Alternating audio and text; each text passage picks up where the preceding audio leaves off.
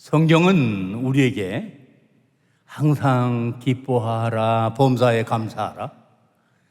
예수님은 우리에게 무엇을 먹을까, 무엇을 마실까, 무엇을 입을까 염려하지 말라라고 말씀하셨어요. 그럼에도 불구하고 실상 우리 속에는 여러 가지의 근심과 걱정이 떠나지 않고 있음을 우리가 부인할 수가 없을 거예요. 특별히 이 코비드19 시대에 우리는 주일마다 이게 물러가기를 기도했는데도 이제는 변이 바이러스의 확산으로 이러다가 대유행이 오지 않을까 많은 사람들에게 깊은 근심과 걱정을 하게 하고 있습니다. 그렇습니다.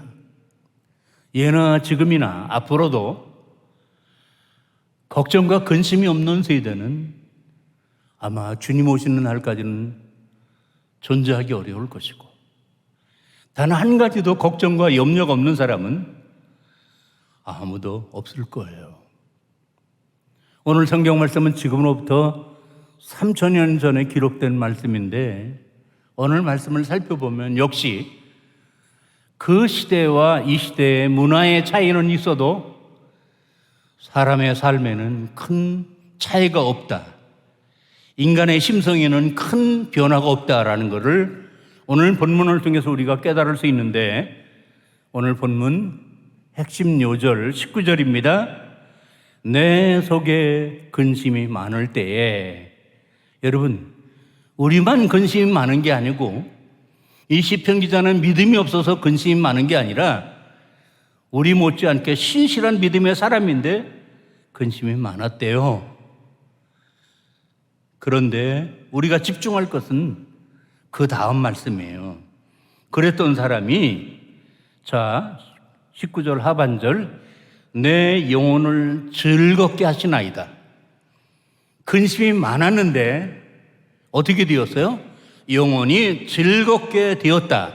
여기 즐겁다라는 말은 아이들이 깔깔 웃으면서 장난치는 것, 즐거워하는 것, 미완료 동사예요. 한시적이나 지속적으로 이 즐거움이 함께하고 있다라는 거예요. 그야말로 찬송가의 전날의 한숨이 노래가 되고, 두려움이 변하여 기도가 되고, 근심이 변하여 즐거움이 되는 대역전이 일어난 거예요. 여러분, 이 같은 대역전, 전환, 이건 바로 오늘 우리들이 원하는 것이고, 정말 근심 많은 세상을 살아가는 우리들에게 너무나 절실한 것이 아닌가. 그렇다면 시편 기자가 어떻게 그 많은 근심을 즐거움으로 대전환을 시킬 수 있었는가를 우리가 배워, 우리가 깨달아, 우리도 다른 사람들은 다 걱정하고 있지만 나만이라도 시편 기자처럼 노래하고 춤추고 즐거워할 수 있는 영적인 대전환이 이 시간 말씀을 통해 저와 여러분 속에 일어나기를 축원합니다. 먼저 오늘 말씀에서 첫 번째 살펴볼 것은 시편 기자의 기도입니다.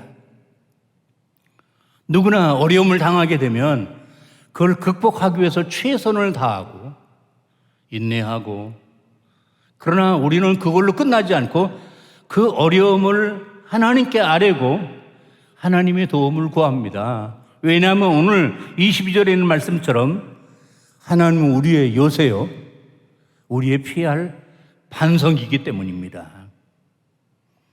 그런데 특이한 것은 우리는 평소 하나님께 기도할 때 만군의 하나님, 전능하신 하나님, 사랑의 하나님, 긍휼이 많으신 하나님, 이렇게 하나님을 부르는데 오늘 이 시편 기자는 하나님을 어떻게 불렀어요? 자, 1절을 주목해 보세요. 여호와여, 복수하시는 하나님이여, 복수하시는 하나님이여, 빛을 비추어 주소서. 거듭해서 하나님을 복수하신 하나님, 복수하신 하나님이라고 부르고 있는 거예요. 신구약 성경에서 복수하신 하나님이라는 말은 여기에 한 번만 나오는 거예요. 여러분, 하나님은 우리에게 원수를 갚지 말고 내게 맡기라고 말씀하셨어요. 또 신약 성경에서는 원수를 내 몸과 같이 사랑하라고 말씀하셨어요. 그런데 하나님은 정작 어떤 하나님이라고요? 복수하신 하나님이다. 좀 생소하기도 하고 어색하기도 하고 불편하기도 할 거예요. 그러면 시편 기자가 왜 복수하신 하나님을 찾았을까요? 너무 억울한 게 많아서. 세상에 너무 불합리하고 불공평하고 불공정하기 때문에. 그러나 법이 있어도 통치자 지도자들이 있어도 그게 조금도 바르게 되지 않기 때문에. 하나님이 아니고는 그 시대의 역사에 어떤 변화가 일어날 수 없기 때문에, 악한 자들의 악을 중지시킬 수 없기 때문에 복수하시는 하나님, 그 하나님께 기도했다라는 거예요. 여러분, 구약 시대에는 특별히 제사장들이 재판을 했습니다. 그리고 법은 율법의 말씀이었습니다. 그러면 그 제사장들이, 그 종교 지도자들이 그 시대의 악한 자들을 정죄하고 판단하고, 그래서 그들이 더 이상 악을 행하지 못하도록, 그리고 약한 자들을 괴롭히지 못하도록 제지할 책임과 의무가 그들에게 있어요. 근데 그 당대의 지도자들은 어떻게 살았어요? 아니에요. 자, 20절입니다.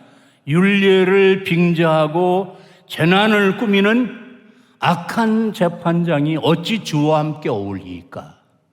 그들이 모여 의인의 영혼을 치려하며 무지한 자를 정죄하며 피를 흘리려 하나니. 무슨 뜻이에요?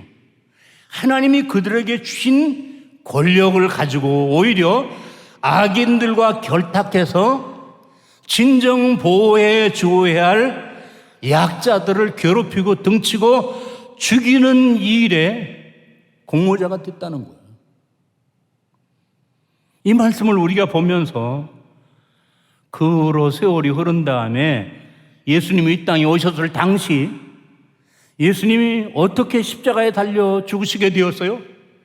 당시 대제사장과 사두개인들과 서기관과 율법사들이 성전을 보호하겠다, 하나님의 영광을 수호하겠다라는 명분으로 예수님을 이단자로 몰아 거짓 증인들을 세워서 불법한 재판을 벌려 로마 정권과 야합해서 예수님을 십자가에 못 박아 죽게 했어요. 세월이 흘러도 시편 기자의 시대나 예수님 시대나 달라지지 않았다는 거예요. 그럼 오늘 우리가 사는 시대는 어때요? 정의로워요? 공평해요? 악한 자들이 없어요? 힘이 없는 사회적인 약자들이 편하게 맘 놓고 살고 있어요? 그 답은 여러분이 아실 거예요. 시편 기자는 그런 불공평하고 불의한 시대를 보면서 마음이 너무 답답하고 괴로워서 하나님께 이렇게 탄원합니다. 오늘 본문 3절부터 6절까지 이해하기 쉽게 쉬운 성경으로 우리 함께 읽어보겠어요. 여호와여, 악인들이 언제까지 흥에 겨워 날뛰도록 내버려 두실 것입니까? 그들은 교만한 말을 함부로 내뱉고 다니며 악한 일을 하는 자들은 떠벌리고 다닙니다. 여호와여, 그들이 주의 백성을 짓누르고 주의 민족들을 괴롭힙니다. 과부와 나그네를 살해하고 고아들도 죽입니다. 악한 자들, 그들이 그 권력을 가지고 약한 자들을 짓밟고 있다라는 겁니다. 여러분, 왜 세상이 이렇게 돌아가는데 시편 기자가 탄원하는 것처럼 하나님은 잠잠하고 계시는 것일까요? 하나님이 모르실까요? 하나님이 알지 못하고 못 보셨을까요? 우리 구약에 나오는 나봇의 이야기를 한번 들려드리겠습니다. 나봇이라는 사람이 이스라엘 땅에 조상으로부터 물려받은 포도원을 잘 가꾸고 있었어요. 근데 공교롭게도 그 포도원은 아합 왕 궁전 곁에 있었어요. 아합 왕은 탐욕스러운 사람이고 땅에 대한 욕심이 많은 사람인데 그 넓은 궁전을 가지고 있음에도 불구하고 이 나봇의 포도원을 볼 때마다 야, 저거 다 까부시고 정원으로 만들면 궁전이 더 아름답게 보일 텐데 그런 흑심을 품고 나봇에게 와서 여보게 이 포도원 나에게 주게. 그럼 내가 더 넓은 포도밭을 애터로 물려줄 수 있어. 그게 싫으면 내가 많은 돈으로 계산해 줄 수 있어. 여러분, 어떻게 보면 이 말은 나봇에게 좋은 기회일 수 있는 거예요. 더 많은 땅을 얻을 수도 있고 더 많은 돈을 왕으로부터 받을 수 있는 기회라는 거예요.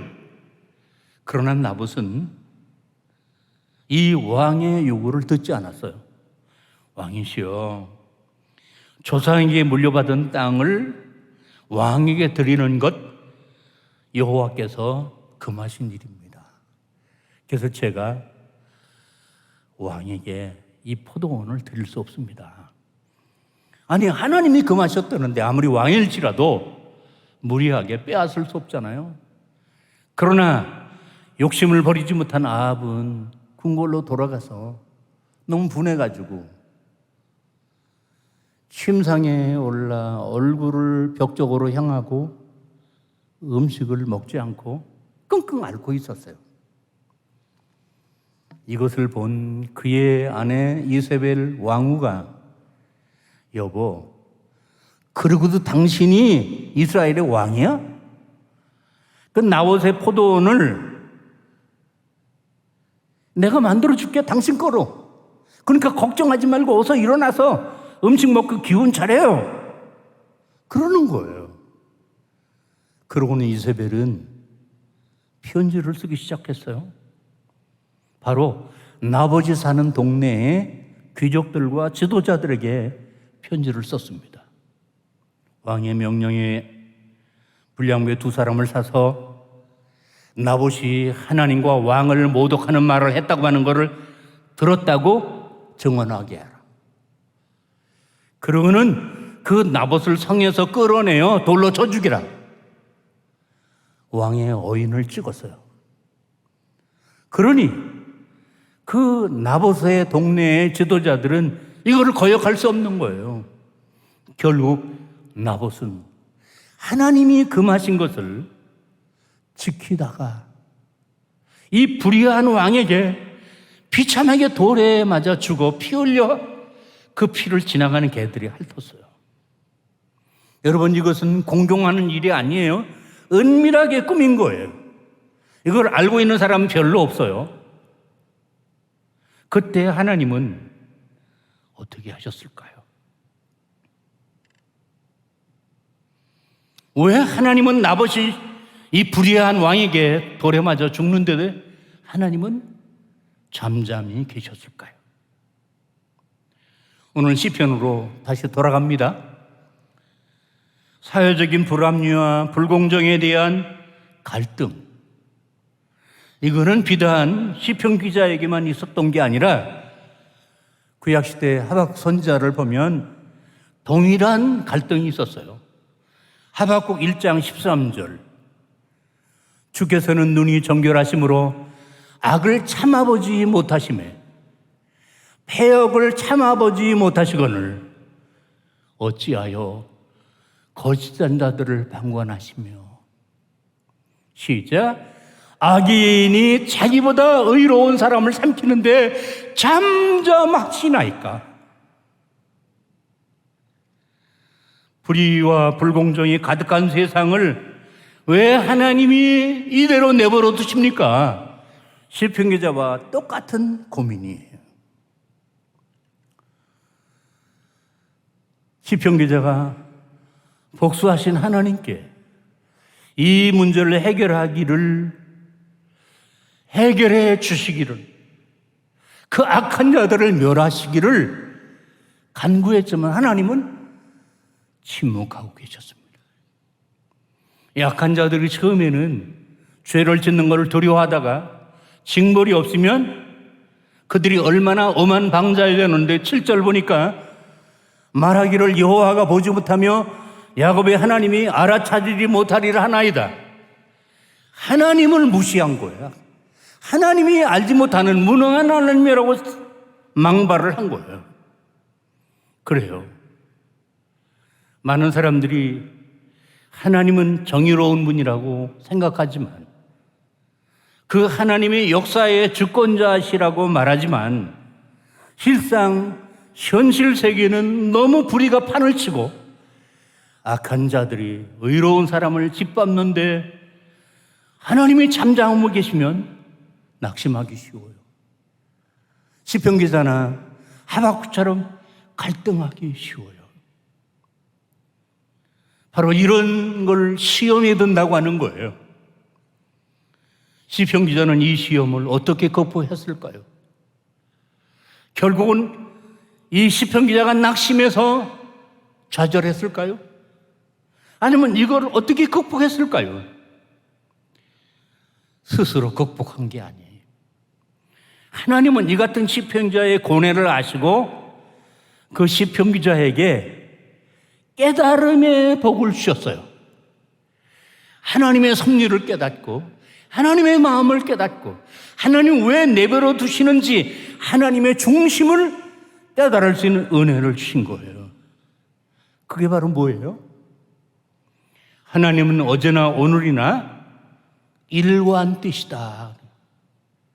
특별히 뭐에 대해서 일관되셔요? 악한 사람들을 아시고 때가 되면 그들을 벌하신다. 내버려 두시는 것 같지만 결코 하나님은 다 보고 계시고 알고 계시고 반드시 하나님은 그들에게 복수하신다. 지난날에도 그랬고 지금도 그렇게 할 것이고 앞으로도 그렇게 할 것이다. 이게 일관성이에요. 어떻게 그걸 깨달았어요? 악한 자들이 말하기를 여호와가 보지 못하며 야곱의 하나님이 알아차리지 못하리라, 이렇게 오만방자했을 때 시편 기자는 이렇게 말했어요. 귀를 지으신 이가 듣지 아니하시랴? 눈을 만드신 이가 보지 아니하시랴? 하나님이 인간에게 볼 수 있는 눈과 들을 수 있는 귀를 지으셔서 인간이 그걸 가지고 사물을 인식하고 정보를 안다면 그 눈과 귀를 지으신 하나님이 왜 못 보고 왜 못 들으시겠느냐? 어불성설이라는 거죠. 문제는 하나님이 보시는 것을 인간이 못 보는 거죠. 하나님이 들으시는 것을 인간이 못 깨닫고 있는 거죠. 눈을 지으신 분, 귀를 지으신 하나님은 아셔요, 들으셔요, 보고 계셔요. 자, 요즘 말로 말하면 이런 거예요. 인간은 신이 아니에요. 그런데도 인공위성을 띄워서 수백 수천 킬로미터 하늘에서 적성국가에 오후하는 통화를 감청을 해요. 그리고 비행기가 뜨고 자동차들이 오고 가고 미사일을 발사하려고 하는 거 하늘에서 다 보고 있어요. 그리고 심지어 드론으로 조종을 해서 그렇게 멀리 떨어진 곳에 있는 악한 자들을 공격해서 죽게 만들어요. 여러분, 이건 하나님이 하시는 일이 아니라 인간들이 하고 있는 일이에요. 인간들의 능력이 그 정도라면 그 인간을 만드신 하나님은 인공위성이 없어도, 슈퍼컴퓨터가 없어도, 레이더가 없어도 아시고 보시고 기억하신다라는 거예요.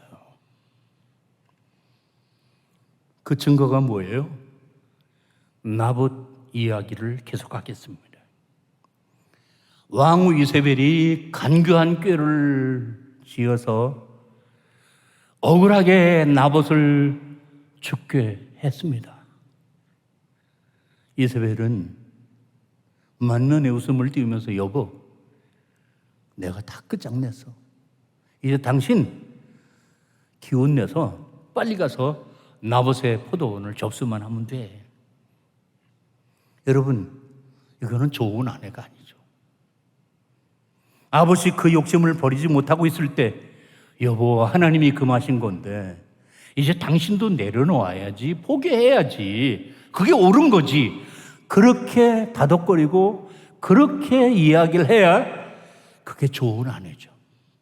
부창부설하고 이제 아합 왕은 이세벨의 말을 듣고 얼굴에 만면의 미소를 띄우면서 나봇의 밭에 갔어요. 그런데 하나님께서 그때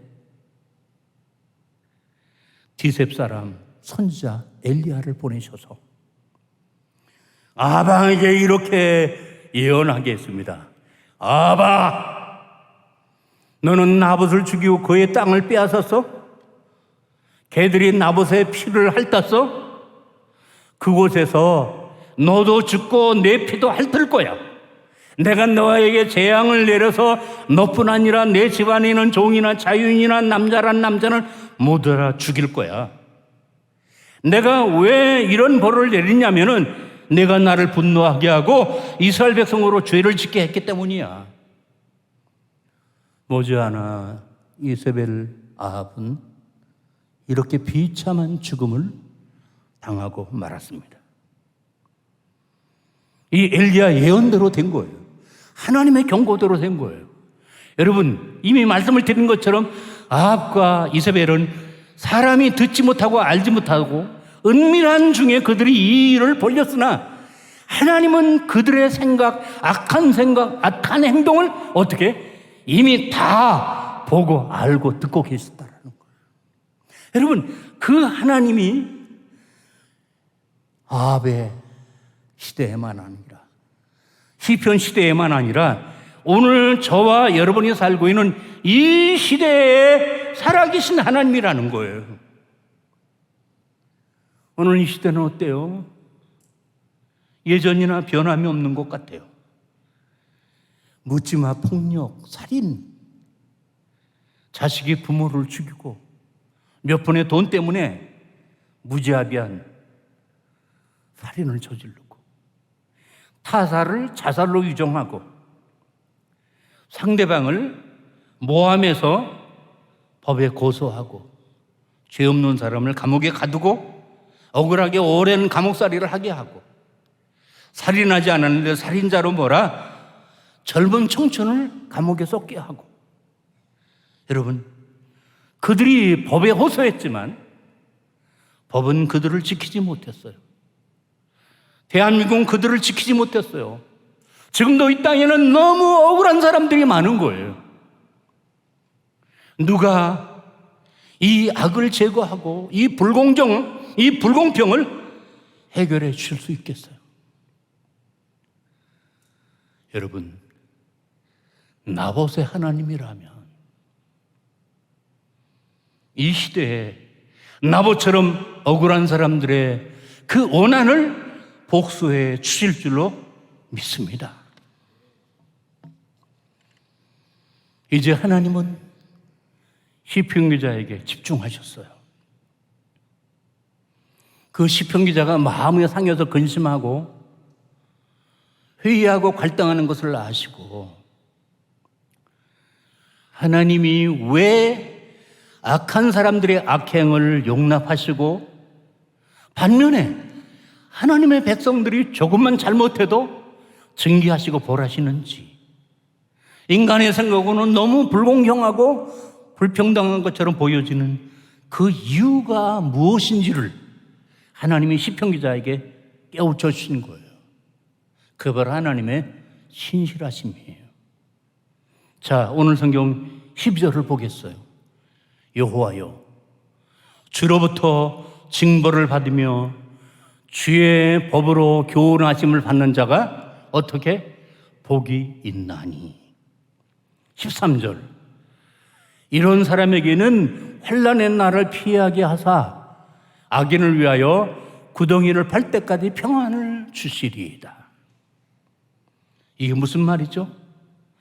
악인을 벌하지 않고 악을 재앙하는데도 번성하도록 내버려 두시는 것은 불공정이나 축복이 아니라 그런 악들을 더 많이 쌓아서 나중에 큰 심판의 불에 태우시기 위한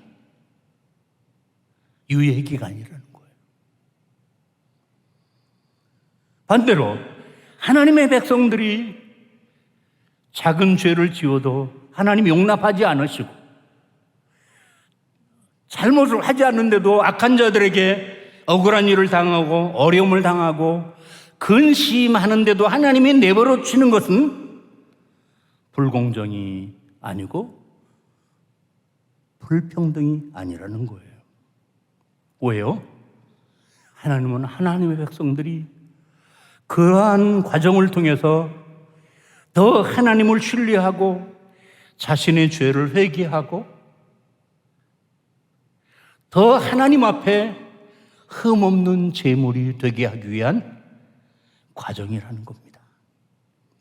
그러므로 우리가 하나님께 반드시 받아야 할 은혜와 축복은 물질과 건강만이 아니라 이렇게 불합리하고 불공정해 보이는 이 세상에서 근심 많은 우리들도 시편 기자처럼 말씀을 볼 때 깨닫고 사물을 볼 때 깨닫고 사건을 볼 때 아하 이게 하나님의 뜻이로구나 하나님의 뜻을 깨달아야만 근심과 회의와 갈등에서 벗어나 오히려 감사합니다 이제 깨달았습니다 기뻐합니다 이렇게 신앙의 대반전이 일어나는 거예요. 오늘 시편 기자의 대반전을 한번 보실까요? 오늘 시편 기자는 이 불의한 세상에서 시편 기자 자신도 많은 어려움을 겪었음을 16절에 볼 수 있습니다.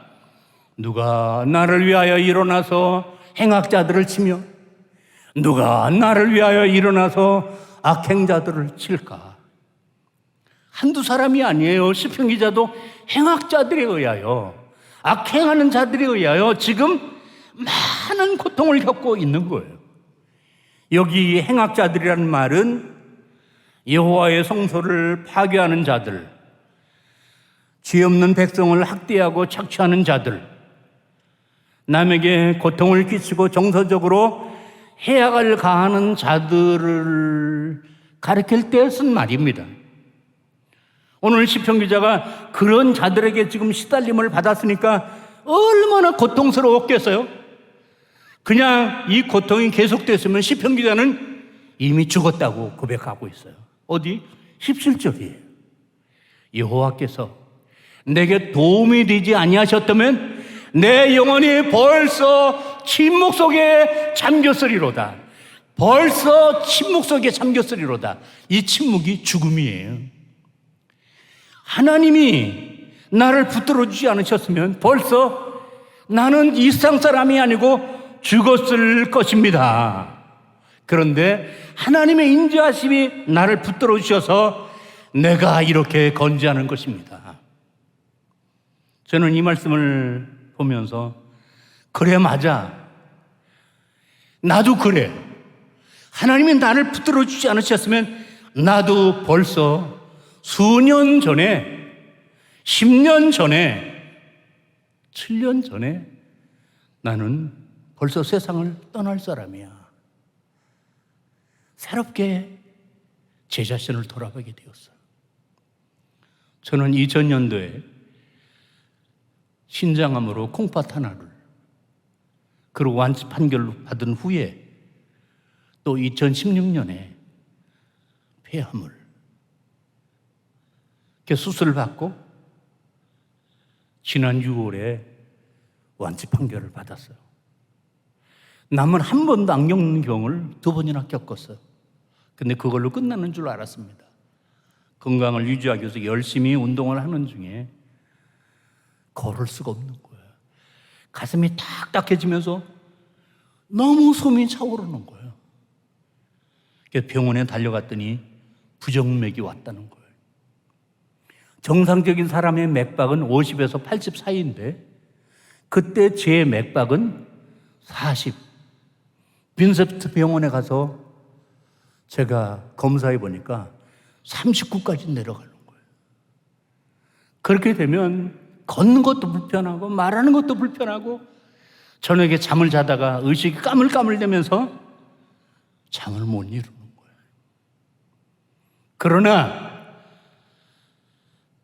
그 암 중에서도 하나님이 하마터면 미끄러질 뻔했었는데 침묵 중에 있을 뻔했는데 저를 붙잡아 주셔서 오늘 이렇게 여러분들에게 힘차게 말씀을 증거할 수 있도록 하나님이 도우신 거예요. 그 하나님의 도우심.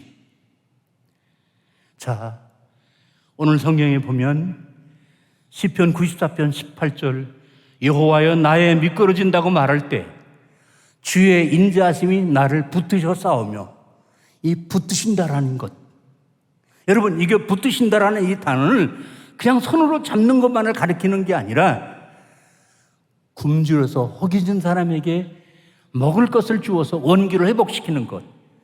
창세기 18장에 아브라함이 지나가는 나그네 세 천사를 대접할 때 음식을 먹고 마음을 유쾌하게 하라, 그 단어가 바로 이 상쾌한다는 말이 이 붙든다는 단어와 똑같아요.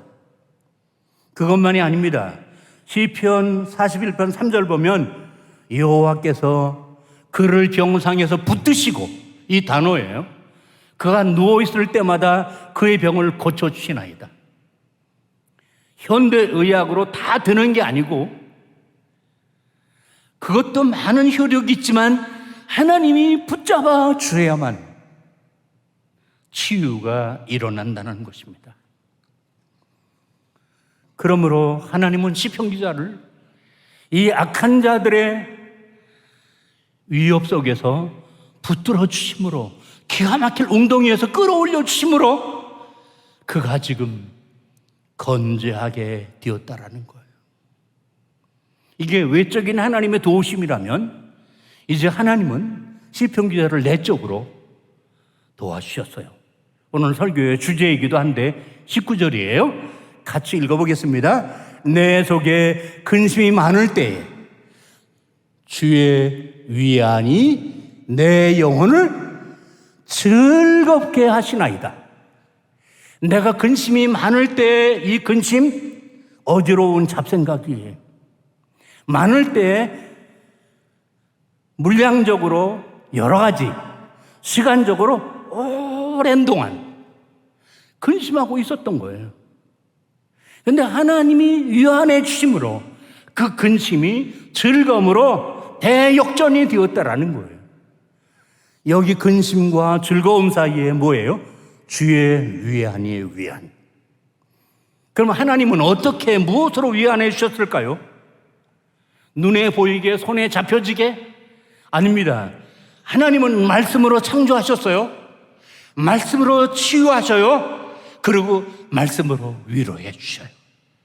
시편 94편 19절 내 속에 많은 근심이 있을 때 주의 위안이 내 영혼을 즐겁게 하나이다.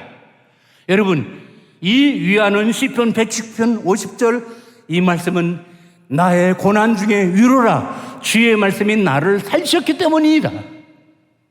하나님의 위안은 말씀이에요. 이 하나님의 말씀은 종합 비타민과 같고 보약과 같아요. 이 말씀의 특효 효력은 낙심하고 근심하고 병든 자에게 위로를 주시고 붙들어 주시고 슬픔을 기쁨으로 역전시키시는 효능이 있어요. 정말 그럴까요? 제 아들 목사 교회에서 최근에 있었던 이야기를 제가 전해 들었어요. 70세수에 되시는 이마숙 권사님이라는 분이 있었는데 그 남편은 안수 집사님에도 불구하고 시험이 들어서 교회를 안 나온 지 5년이나 뛰었대요. 그런데 이 권사님에게 암이 찾아와서 지난 4월 서울대학병원에서 암 진단 말기를 진단받고 항암 치료를 두세 번 하다가 너무 지쳐서 이제 더 이상 할 수가 없을 지경이 되었습니다.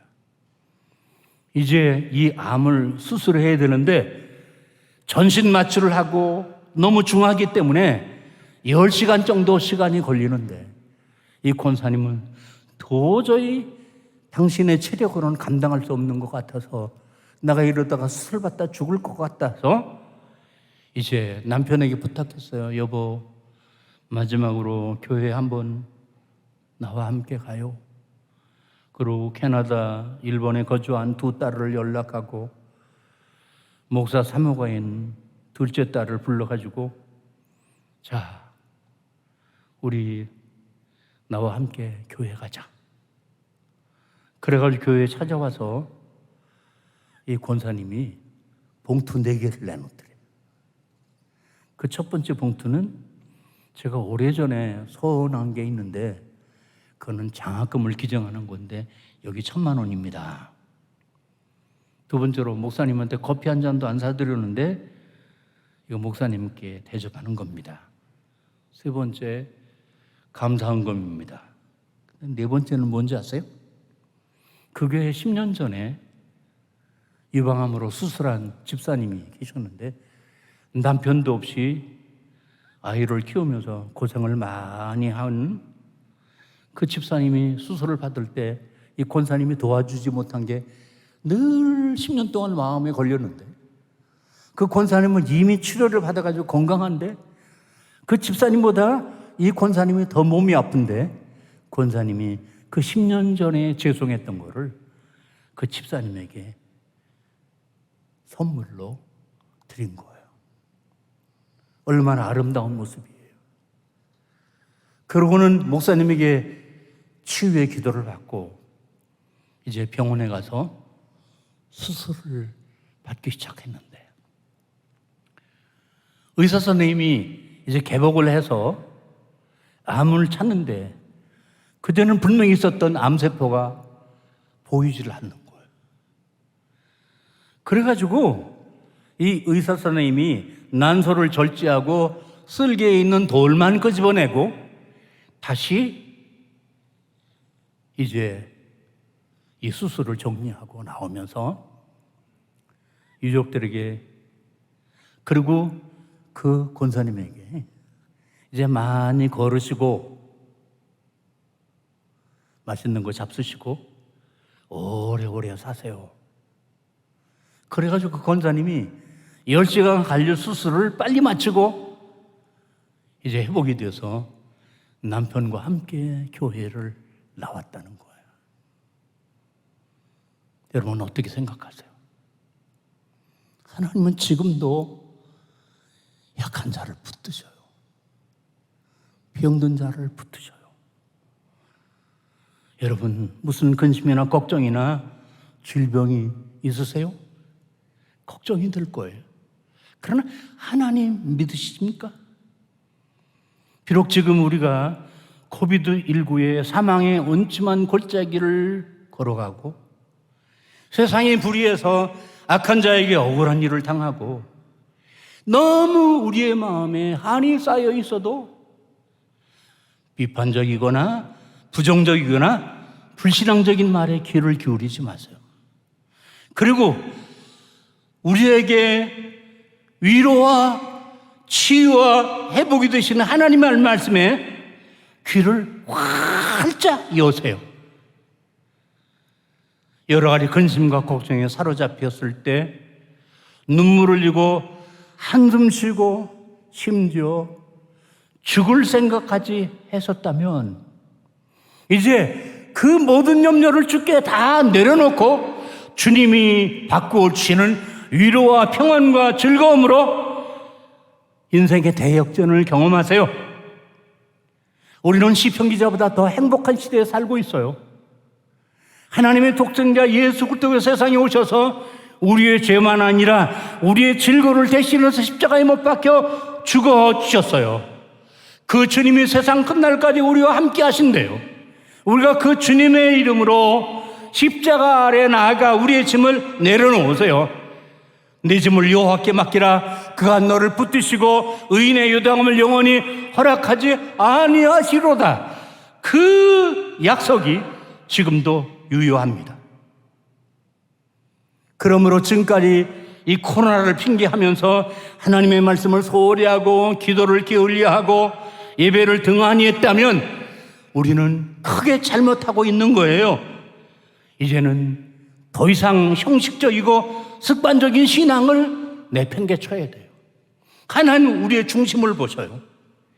대면 비대면 이게 문제가 아니라 시공간을 초월하시는 그 하나님 앞에 언제 어디서든지 마음을 다하고 뜻을 다하고 힘을 다하여 영과 진리로 예배하면 하나님이 그 예배를 받으시고 하나님이 그 예배자를 기억하셔요. 여러분 그렇게 하시겠어요? 그렇다면 이제부터 우리에게 큰 위안이 되시는 여호와 하나님의 말씀을 신뢰하고 하나님의 말씀으로 눈으로 읽고 손으로 쓰고 입으로 외우고 몸으로 실천한다면 일관되신 하나님, 신실하신 하나님, 시공간을 초월하신 하나님이 저에게 그렇게 하셨던 것처럼 그 권사님이 그렇게 하셨던 것처럼 여러분의 근심이 즐거움으로 역전되도록 도와주실 거예요. 우리 오늘 본문 19절을 읽고 말씀을 마치겠습니다. 큰 소리로 내 속에 근심이 많을 때 주의 위안이 내 영혼을 즐겁게 하시나이다. 이 역전이 저와 여러분에게 늘 함께 하기를 주님의 이름으로 축원합니다.